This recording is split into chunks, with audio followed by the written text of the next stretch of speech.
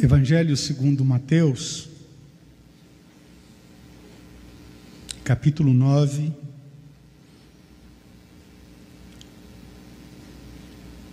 a partir do versículo 35, eu lerei e os irmãos vão acompanhar,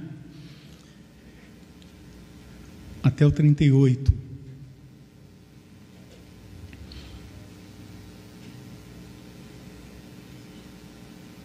Mateus 9, 35 a 38.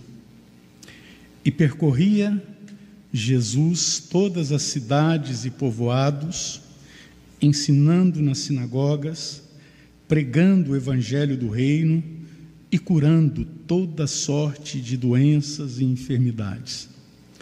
Vendo ele as multidões, compadeceu-se delas, porque estavam aflitas e exaustas, como ovelhas que não têm pastor. E então se dirigiu a seus discípulos: a seara, na verdade, é grande, mas os trabalhadores são poucos. Rogai, pois, ao Senhor da seara, que mande trabalhadores para a sua seara. Querido Deus, continua a falar conosco agora, na meditação da Tua Palavra, em nome de Jesus. Amém. Quero saudar a todos e dizer da minha alegria de estar mais uma vez nesta querida igreja, que me honra com esse convite para estar aqui, porque é uma igreja muito séria, que eu tenho acompanhado. Antes acompanhava pelo que o Guilherme me dizia, mas depois passei a acompanhar, independente dele me mandar muitas informações, e tenho sido abençoado por vocês, por tudo que tenho acompanhado de vocês. Ontem, no programa Encontro Pastoral, eu fiz questão de dizer que fiquei muitíssimo empolgado com o tema proposto pela igreja para esse congresso ou conferência: consciência missionária. E aí me foi pedido, se eu queria dar um tema para as minhas reflexões, eu acrescentei o ID, é comigo e com você. Mas eu gostei muito desse consciência missionária. O motivo da minha empolgação não é outro senão por entender que nossas igrejas estão precisando ser desafiadas para uma visão mais ampla daquilo que é desejo de Deus para a sua igreja. Em minhas 3 pregações que trarei para essa querida igreja, o que está ardendo no meu coração e é motivo das minhas recentes orações é que, se você ainda não está agindo como um verdadeiro discípulo do Senhor Jesus, que Ele me use nesse sentido nesses dias, para que você seja um discípulo dEle, não apenas um membro desta igreja, mas discípulo do Senhor Jesus, e que você seja um anunciador das boas novas aonde você estiver, em que lugar você estiver. Eu tenho entendido, queridos irmãos, que muitos crentes, muitos irmãos queridos, na verdade, não estão precisando ser desafiados sobre as necessidades desse mundo, esse mundo que jaz no maligno. Não. Eu tenho entendido que muitos irmãos não estão precisando ser desafiados com necessidades. Muitos irmãos de muitas igrejas, tão pouco, estão precisando ficar informados sobre o que está acontecendo dentro das suas próprias casas, do outro lado da rua, em seu bairro, em sua cidade ou nos confins da terra. Não. Não. Embora essas informações sejam importantes, entendo que, a rigor, não é da falta de informação sobre as grandes necessidades do mundo que muitos irmãos não estão sendo verdadeiros discípulos do Senhor Jesus. Infelizmente, prezados, a crise de muitos irmãos hoje não é de falta de informação sobre as grandes necessidades do mundo.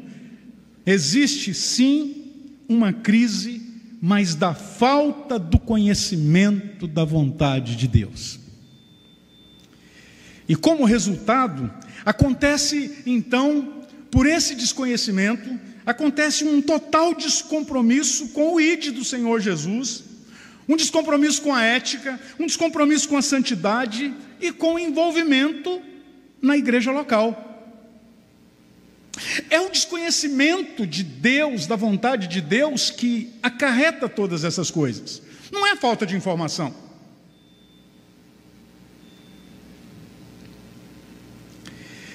A crise na igreja, de um modo geral, hoje, tem a ver com o hedonismo exacerbado, com o materialismo que descamba para um secularismo descontrolado e deságua numa incrível crise de identidade.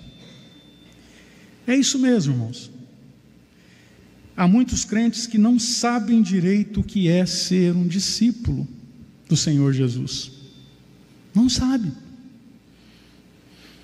Muitos cristãos estão completamente distantes da realização da obra missionária na intensidade que o Senhor gostaria, porque ou desconhecem ou estão se esquecendo dos valores e princípios pelas quais a igreja fora edificada. Os dias são maus, prezados, os dias são muito maus e precisamos assumir nossa responsabilidade num mundo, e por mais incrível que pareça, numa igreja cada vez mais hedonista, numa igreja cada vez mais secularizada e que vive uma crise ética e moral sem precedentes. Precisamos enfrentar isso. E toda vez que eu estiver falando aqui de igreja, eu não estou, obviamente, falando da quarta igreja presbiteriana de Garanhuns, que graças a Deus é uma igreja que tem ampliado a sua visão missionária, mas eu estou falando de homens, de pessoas.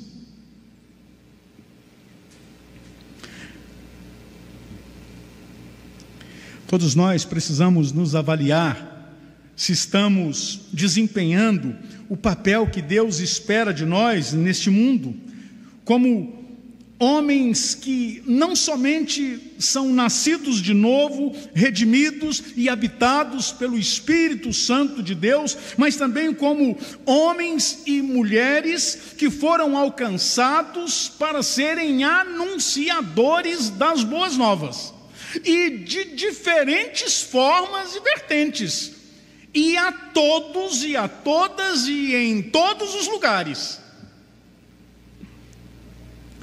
Precisamos saber se estamos resplandecendo como luzeiros no meio de uma geração pervertida, uma geração corrupta.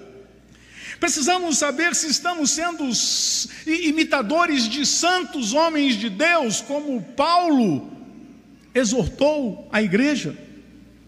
Precisamos saber se estamos sendo santos, como é santo o Deus que nos salvou. Precisamos saber se estamos salgando.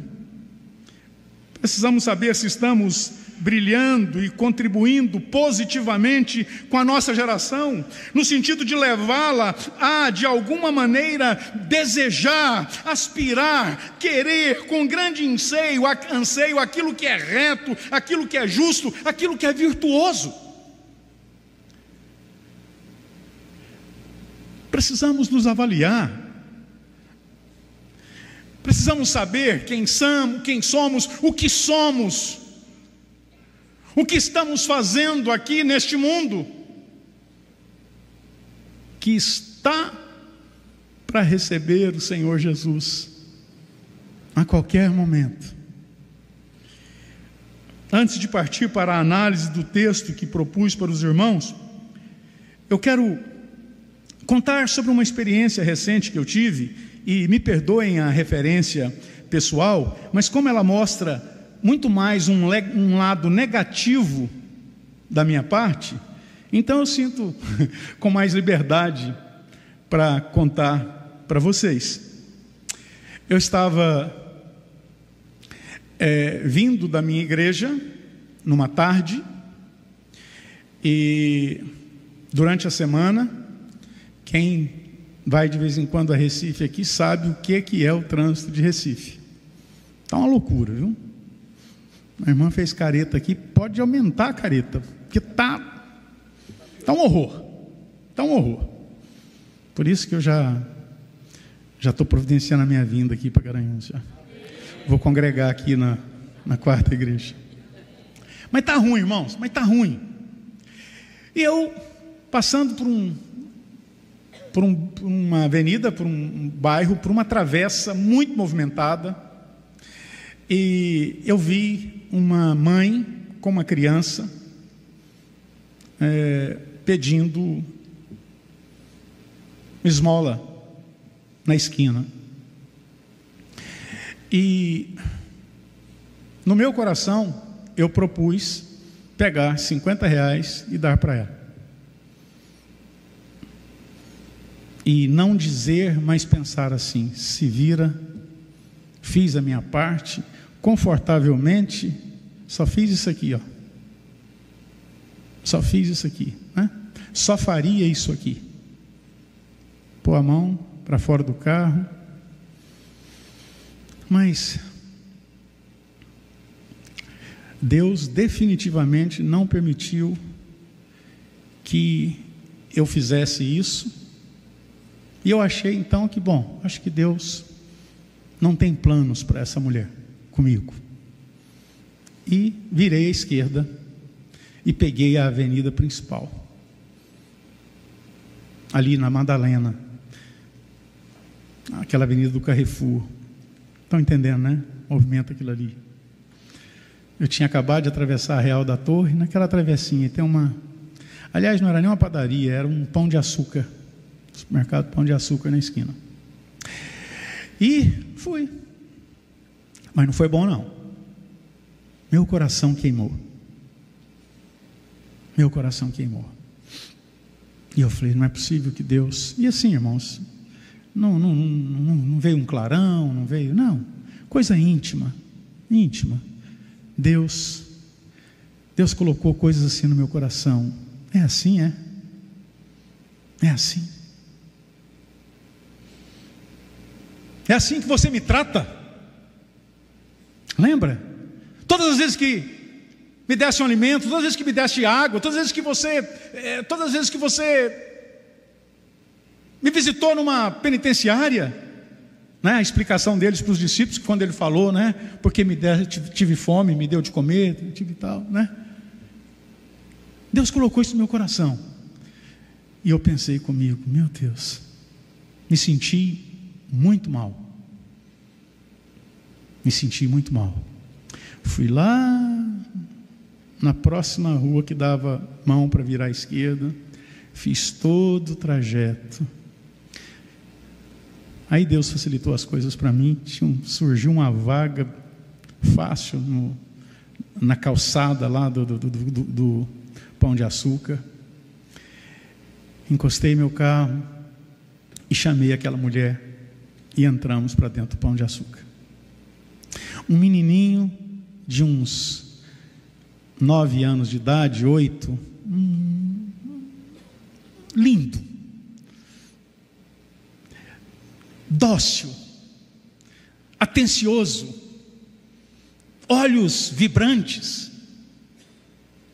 E eu entrei e falei para ela, olha, eu não sou rico, mas eu sei que eu tenho muito mais condição do que a senhora. que a senhora está precisando? E ela falou assim, olha, 1 litro de leite, uma bolacha, alguma coisa assim. Eu falei, não, vamos fazer uma compra. Aí fui colocando algumas coisas, e eu peguei o menininho pela mão e fui lá naquela geladeira de iogurte lá e tudo. E ele olhou para a mãe e falou, eu mandei ele pegar, e ele, posso pegar, mãe? É todinho. E pegou lá os todinhos, eu coloquei mais alguns e tudo, e passamos no caixa, entreguei para ela, falei do Senhor Jesus, disse para ela, olha, você é uma bem-aventurada, viu? Porque não pense que eu estou fazendo isso aqui porque eu sou bondoso, não. Bondoso é quem queimou meu coração para fazer isso aqui por você. Eu falei, olha, eu passei por você, dei a volta, e estou fazendo isso aqui porque Deus se importa com você. Deus tem planos para você. Deus não está feliz com que você esteja aqui. E mais uma vez, eu pude sentir na minha vida a bem-aventurança, que é dar do que receber.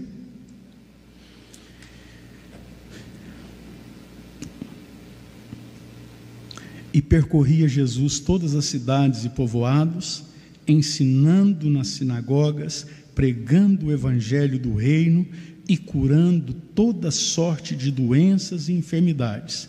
Vendo ele as multidões, compadeceu-se delas, porque estavam aflitas e exaustas, como ovelhas que não têm pastor. E então se dirigiu a seus discípulos, a seara na verdade é grande, mas os trabalhadores são poucos, rogai pois ao Senhor da seara que mande trabalhadores para a sua seara. Eu queria, baseado nesse texto, que eu fiz questão de repeti-lo, porque a minha introdução foi longa, eu queria destacar 2 características na vida e no procedimento do Senhor Jesus que, de alguma maneira, tem faltado, está faltando na vida daqueles que não estão envolvidos no alcance dos não alcançados ou dos menos favorecidos. E a primeira atitude do Senhor Jesus é que ele via as multidões e nós não estamos vendo.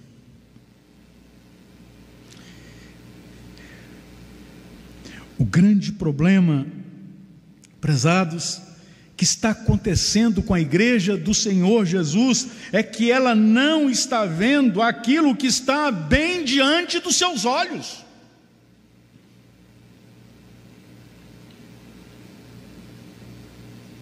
Muitos crentes estão achando que ser crente é vir para a igreja.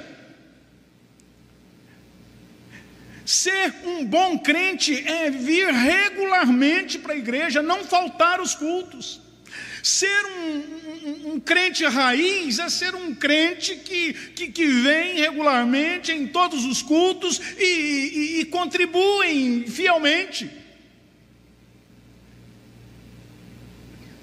E tudo isso é maravilhoso, tudo isso é muito bom, mas não é apenas isso que o Senhor Jesus requer de cada um de nós. Não é.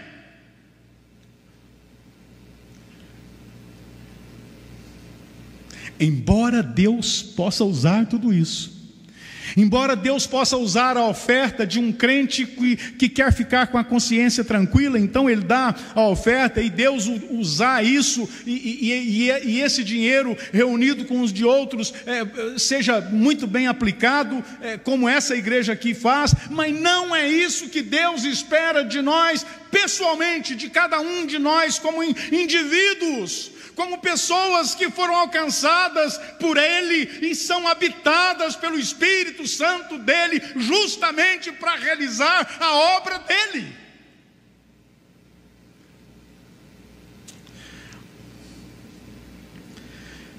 A igreja não está vendo. Outro dia, conversando com uma irmã, ela me disse que ficou muito meio que chocada, impressionada com algo que eu lhe falei. E o que eu disse foi o seguinte: o nosso Deus está muitíssimo mais aborrecido com muitos crentes do que com os descrentes. Isso faz todo sentido. É fácil entendermos isso, prezados. Nós fomos alcançados para as boas obras. Conforme o apóstolo Paulo nos fala na sua carta aos Efésios, somos feitura dele, criados em Cristo Jesus para as boas obras, as quais Deus de antemão preparou para que andássemos nelas. Fomos alcançados para isso. Definitivamente nós não fomos alcançados simplesmente para irmos para o céu.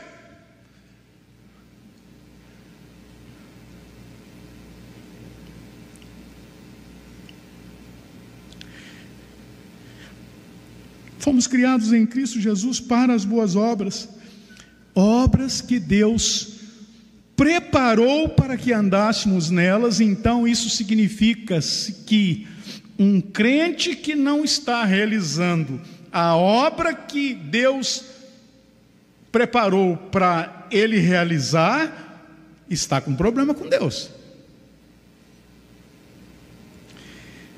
Nós somos instrumentalizados pela palavra. Nós somos habitados pelo maravilhoso agente transformador das nossas vidas, que é o Espírito Santo de Deus, para não somente levarmos uma vida santificada para Deus, mas também para fazermos a obra que Ele quer que façamos. Eita Deus, né?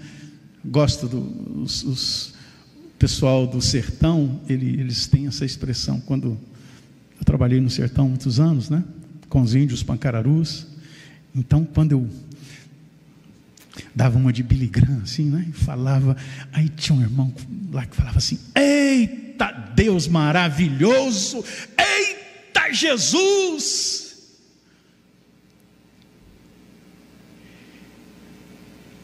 Eita Deus maravilhoso que nos alcança, prepara a obra para a gente realizar, nos dá do seu Santo Espírito, para que no poder dele, façamos.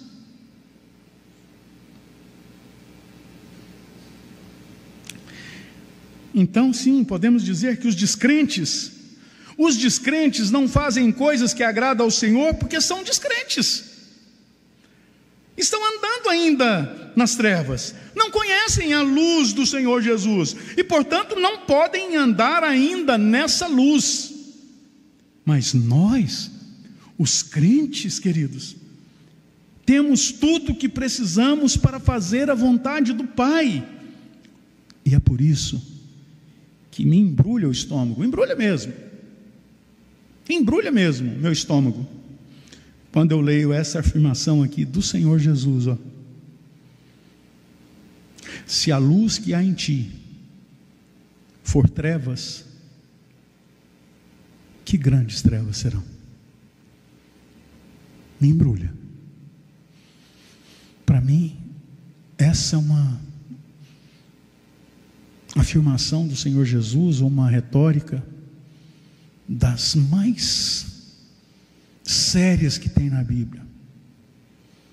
Se a luz que há em ti for trevas, que grandes trevas serão.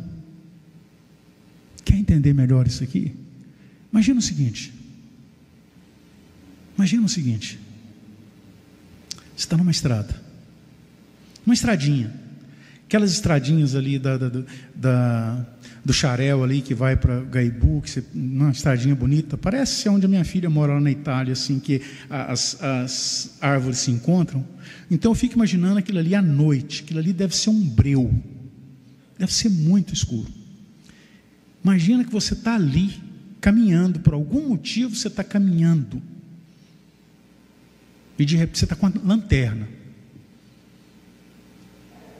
e de repente acaba a pilha da lanterna. Então, se a luz que você tem for trevas, que grandes trevas serão? A A luz que você tem é trevas? Que grandes trevas serão?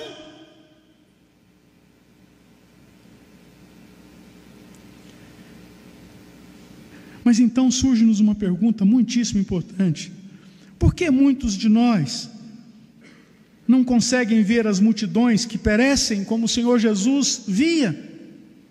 Por quê? Por que muitos não estão vendo? Por que muitos não estão realizando a obra do Senhor? Por que muitos passam de largo quando veem pessoas necessitadas? Por que muitos preferem xingar um flanelinha que riscou o carro, ao invés de pensar que ele fez isso porque não conhece o Senhor Jesus e que então precisa de ouvir as boas novas de salvação? Por que muitos não veem?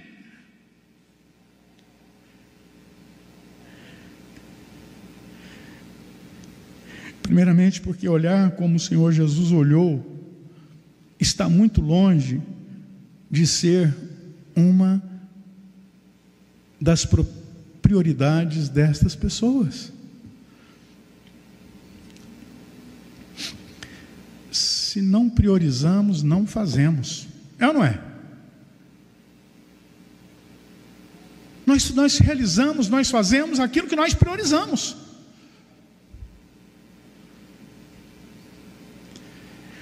Nós não estamos vendo as multidões que sofrem como ovelhas que não têm pastor, simplesmente porque nos esquecemos das ovelhas necessitadas que já fomos um dia. Temos nos esquecido de quem fomos. Talvez seja mais difícil ou mais fácil para alguns que nasceram num lar evangélico e nunca saíram, e provavelmente tem muitos aqui. Então fica mais difícil imaginar quem era.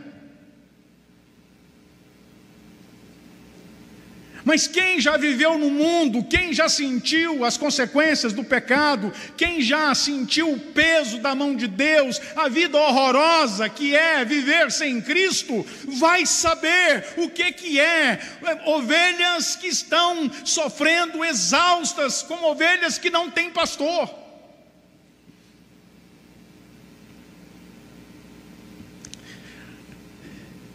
Nós não estamos vendo as multidões que sofrem como ovelhas que não têm pastor, simplesmente porque não temos tido esse olhar de pastor. Nós estamos, queridos, ocupados demais em nos apacentar a nós mesmos.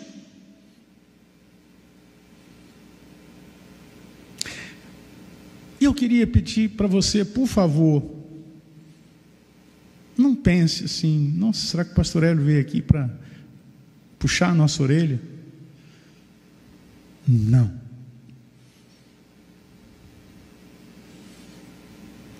Eu vim aqui e este culto que está acontecendo aqui agora, Deus já viu desde os tempos eternos, e nós somos as pessoas que Deus viu desde os tempos eternos e estamos aqui nesta noite. Somos especiais para Deus. Somos muito especiais. E se você está envolvido com a sua igreja até a tampa, se você está andando com Deus até a tampa, se você está tudo certinho com você, sabe o que você tem que fazer? Sabe o que você tem que fazer? Continuar nesse caminho e continuar cobrando de você, continuar ainda vendo o que você poderia fazer mais, não para ser salvo, porque você não é salvo por essas coisas, fazer mais porque você foi salvo e tem uma obra preparada por Deus para você realizar. Então não vim puxar a orelha de ninguém, viu? Observem, queridos, por que o Senhor Jesus via as multidões. Versículo 35 diz: e percorria Jesus todas as cidades e povoados, ensinando nas sinagogas, pregando o evangelho do reino e curando toda sorte de doenças e enfermidades. Aqui está a resposta. O Senhor Jesus via as multidões porque o Senhor Jesus simplesmente ia ao encontro delas. Ele ia ao encontro delas. Essa era a prioridade do Senhor Jesus, e era uma prioridade de tal forma que Ele mesmo disse: a minha comida é fazer a vontade daquele que me enviou e realizar a sua obra. Então o Senhor Jesus vem aqui nesse mundo, Ele não vem aqui cuidar dele, Ele não vem aqui se dar bem, Ele não vem aqui usar das prerrogativas que Ele tinha como Deus que era. Ele não vinha aqui para fazer bonito para as pessoas o reconhecerem. Ele veio aqui neste mundo para fazer a vontade do Pai. E então, nesse mistério, neste caminho de fazer a vontade do Pai, Ele então percorria, saía, andava pelos caminhos. Ele queria encontrar as pessoas para, ao encontrá-las, se compadecer delas.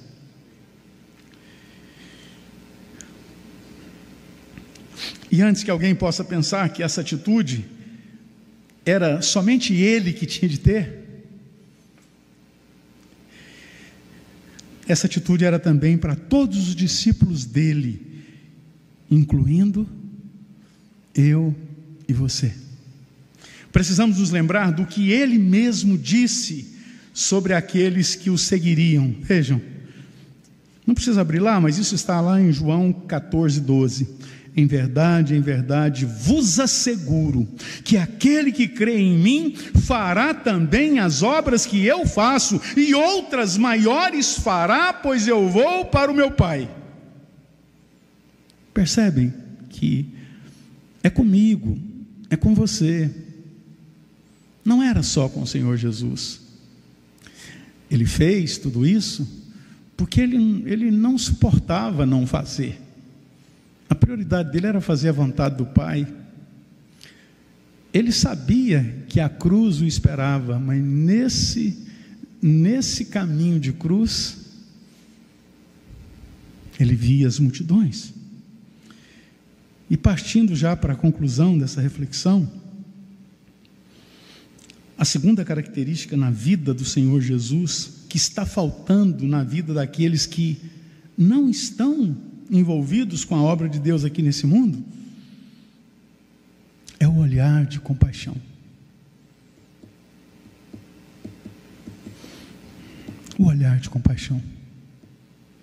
Versículo 36 diz: vendo ele as multidões, compadeceu-se delas, porque estavam aflitas e exaustas, como ovelhas que não têm pastor.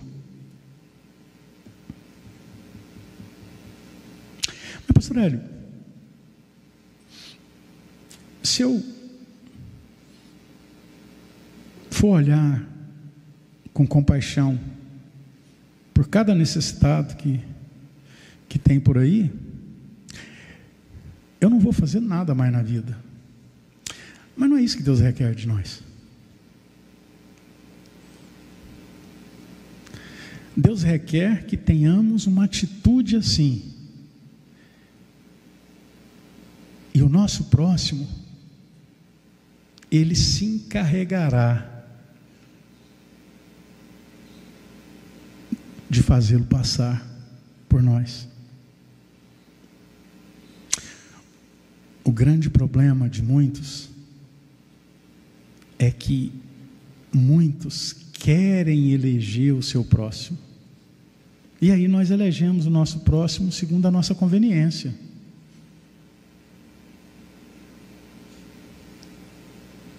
Você não vai ter que virar uma Madre Teresa de Calcutá, mas se você ver as multidões, ver ou ouvir, hein? Professor de português aí, ver ou ouvir? Quem pode me ajudar? Agora me pintou uma dúvida aqui que eu não quero ir com ela. Quando eu ver, vir é vir, ó. Oi? Dúvida era de muitos, né? Quando eu vir, quando eu vir as multidões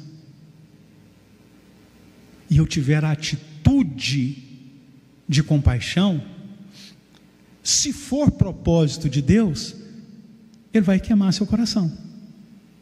Ele vai queimar seu coração. Ele vai colocar para você: é este que você precisa dar, é este que você precisa compartilhar, dar atenção, é esse que você precisa começar a criar um vínculo com ele, é esse que você precisa discipular, é esse que você precisa evangelizar, eu escolhi para você, para que você o ganhe, assim como você foi ganho por outro.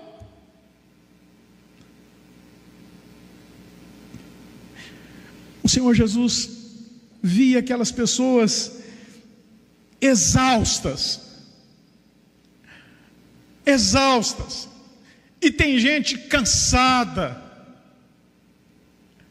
tem gente fazendo coisa errada aí, está cansado, não suporta mais, porque não deve ser brinquedo viver na rua, não deve ser brinquedo estar numa penitenciária, não deve ser brinquedo estar vivendo num mundo debaixo dos ditames dele. Não é, eu já vivi. Não é fácil ser escravo de drogas ou de bebidas. E tem gente exausta, tem gente que não sabe como sair disso, tem gente que está clamando por uma atenção. Eu dei um abraço num morador de rua um dia desses, e ele falou assim: eu não me lembro de ter recebido um abraço na vida.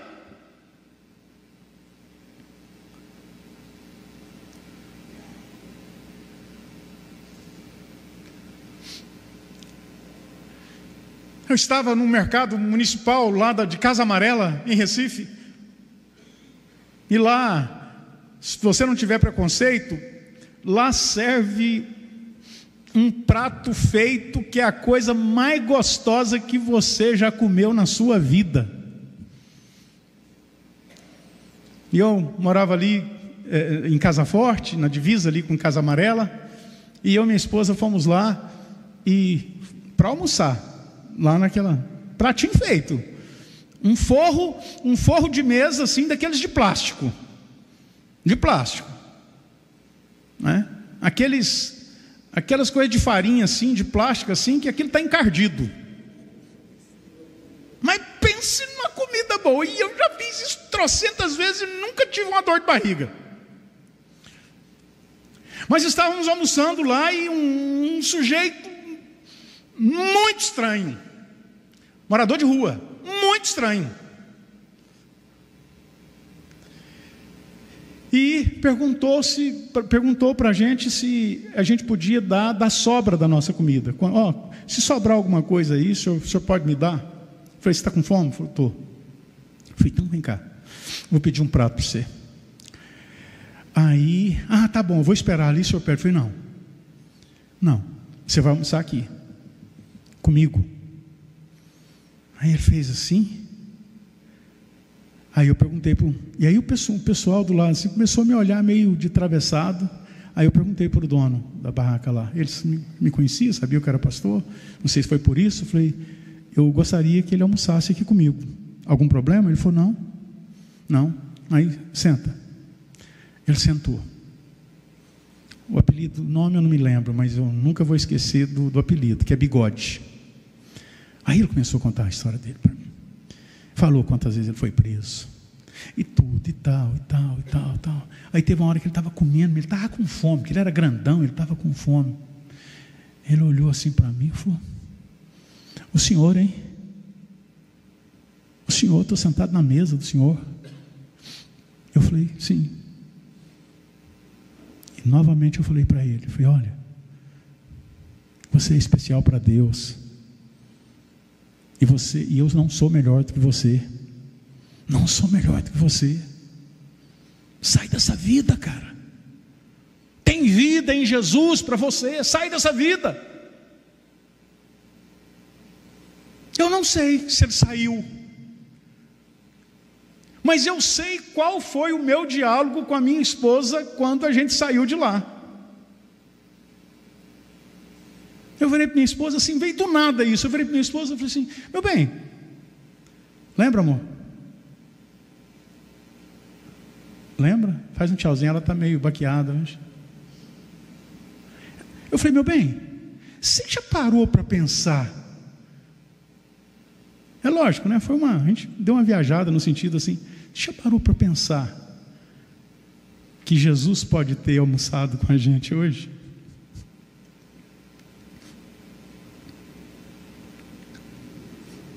Ele pode ter almoçado com a gente hoje.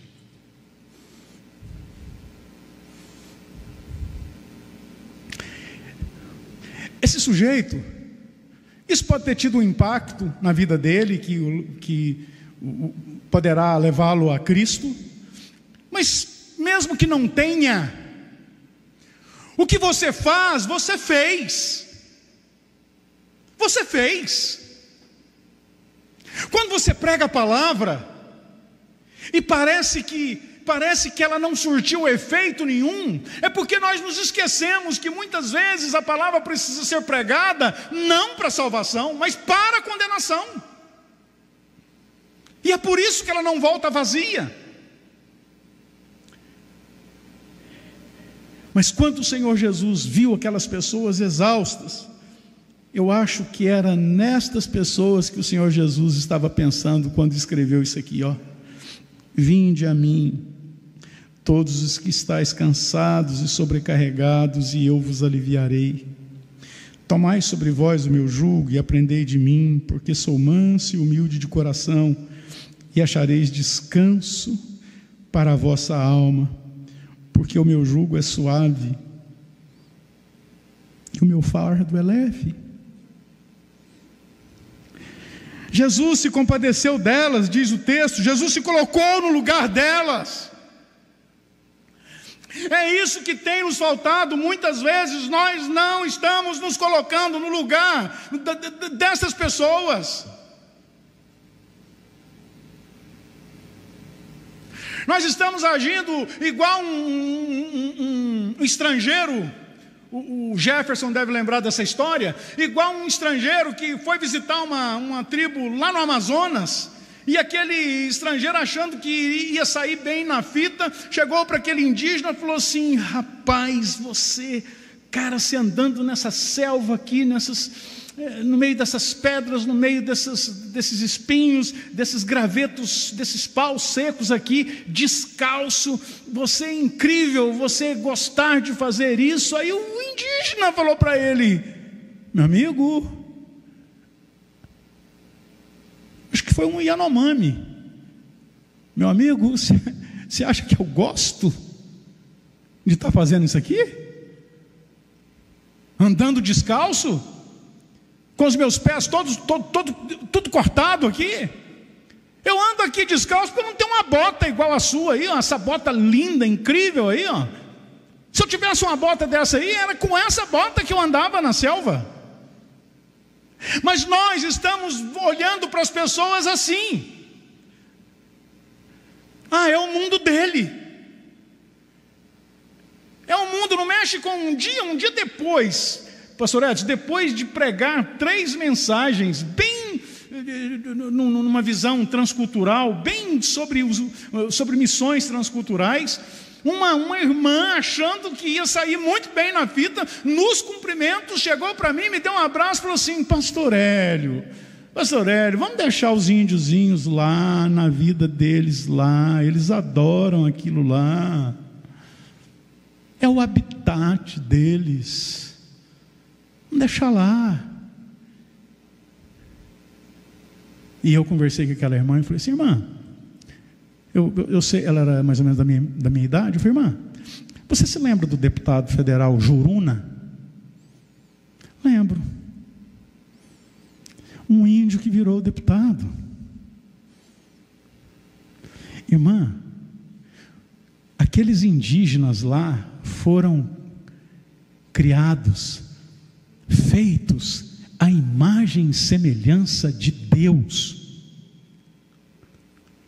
Esta semana teve lá na minha cidade, em Goiás, na universidade, numa grande universidade lá da minha cidade, cujo reitor é inclusive membro da igreja que eu pastoreei lá, e ele que me mandou esse vídeo. Teve lá, vocês se lembram daquele casal de astronautas que foi para a estação espacial para ficar uma semana e ficaram 9 meses? Aquele moço, eu inclusive gosto muito disso, eu vi a chegada deles ao vivo, foi transmitido. Ele estava lá e deu um testemunho incrível. Ele é um evangélico assim, raiz mesmo, raiz. E ele então, mas o que eu quero dizer para você é o seguinte: se você der a condição que esse moço que estava lá em Goiás semana passada para um índio, então nós vamos ter um índio astronauta. Se você pregar o evangelho para um flanelinha e ele se converter, então ele não vai mais riscar carro. Ele pode até ser um crente flanelinha, e até Jesus voltar, mas ele vai fazer o serviço dele direitinho, exaltando o nome do Senhor.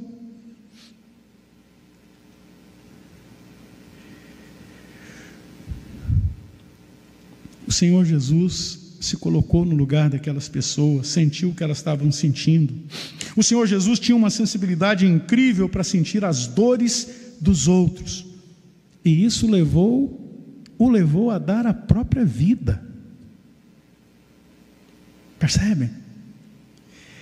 Mas o interessante é que, como eu disse, não é isso que Deus nos pede. Deus não está nos pedindo que nos sacrifiquemos numa cruz por outra pessoa, não. O que Deus está nos pedindo é que sejamos menos insensíveis às dores dos outros. O que Deus está nos pedindo é que sejamos movidos pela gratidão por tudo que Ele fez por nós e por tudo que Ele tem nos dado, e ato contínuo, que sejamos movidos pela compaixão, a fim de alcançar aqueles que estão vivendo numa profunda miséria material e espiritual. E por favor, hein, irmão, essa pregação aqui não tem nada a ver com missão integral, viu? Nada, absolutamente nada. Aqui tem a ver com a vontade de Deus, com o desejo que Deus tem para cada servo dele, de andar nesse mundo como ele andou. Porque convenhamos, queridos, nós temos perdido a sensibilidade, nunca é conosco, nunca nos diz respeito. Esse mundo que está uma desgraça mesmo, esse mundo que não tem jeito, está tudo desmantelado, o que eu vou poder fazer? Conhecem a história, estou me lembrando aqui agora, a história da estrelinha do mar?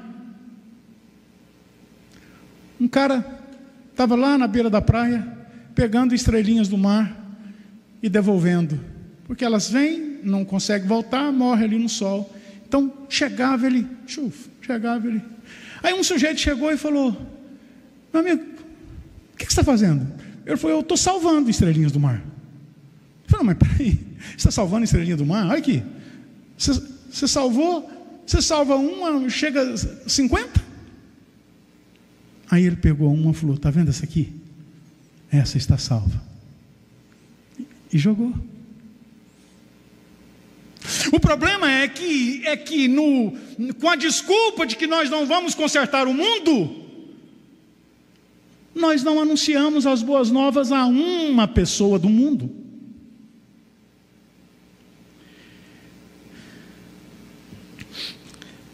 Mas, prezados, por mais incrível que pareça, foi nesse mundo de sofrimento e desgraça que alguém pregou o evangelho para nós.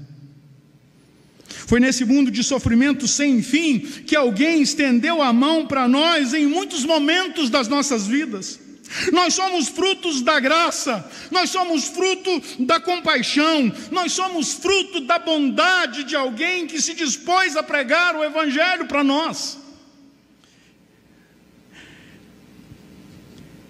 É por isso que eu gosto Guilherme vai me matar, mas é por isso que eu gosto tanto desse hino assim. E vocês vão me acompanhar.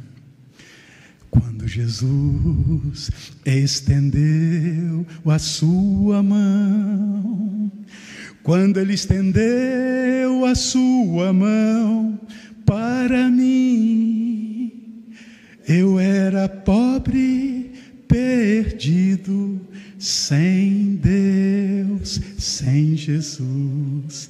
Quando Ele estendeu a sua mão para mim. Pai querido, obrigado, Senhor, porque um dia Tu estendeste as Tuas mãos para nós.